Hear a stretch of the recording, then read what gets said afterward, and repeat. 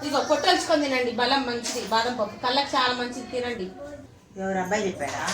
అవునత్య తినండి. అయితే వీడు పొట్టు నన్ను తినమని పెళ్ళాన్ని పప్పులు తినమన్నాడేమో. ఏమో వాడు చెప్పాడుగా, చేద్దాం. మళ్ళీ నేను చెప్పింది చేయలేదు ఎందుకమ్మా అంటాడు. ఏం చేద్దాం మరి? పొట్టు నేను తినాలంట.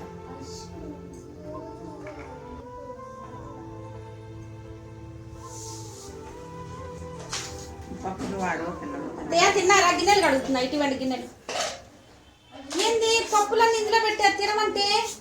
అవును పొట్టొలుచుకొని తినమన్నావుగా. అవును పొట్టొలుచుకొని తినమన్నాను పప్పులు. పొట్టు నన్ను తినమలేదా? పొట్టొలుచుకొని తినమంటే ఏమో మరి అబ్బాయి చెప్పాడంటే పొట్టు నన్ను తినమని పప్పులు నీకు పెట్టమన్నాడేమో అని. అటువంటి కొడుకు కాదత్తయ్య, మీ మీద ప్రేమతో తీసుకొచ్చి మంచిది అన్నావుగా. ఆయన తీసుకొస్తే నేను నానబెట్టి ప్రేమగా ఇస్తే కొడుకుని అట్లా తప్పుగా మాట్లాడారు. పప్పు నువ్వు దీని పొట్టు నేను తిన్నాను. పర్వాలేదు తినండి, నాకేం అవసరం. నా పెద్ద వయసు వాళ్ళు పిల్లలు తినాలి, మాకేమైంది? మీరు తినండి. పొట్టుతో సహా అంటే పొట్టు చేదుగా ఉంటుందని ఒలుచుకొని తినమంటారు. తినండి, ఇవన్నీ మీకే.